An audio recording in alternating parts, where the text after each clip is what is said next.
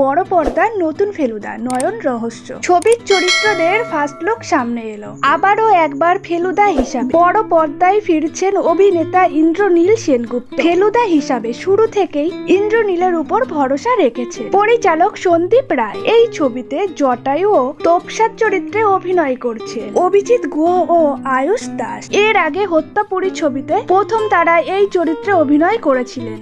2022 সালের বড়দিনে এই ছবিটি মুক্তি পায়।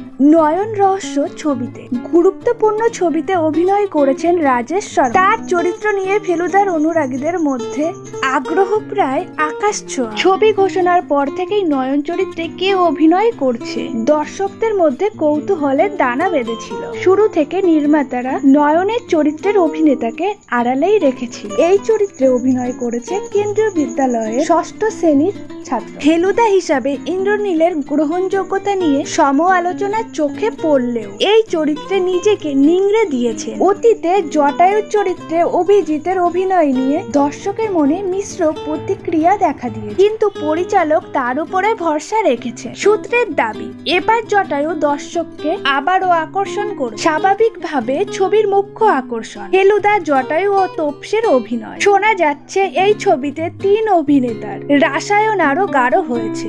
আপাতত সব বাধা বিপত্তি পেরিয়ে আগামী 10ই মে ছবিটি মুক্তি পাবে।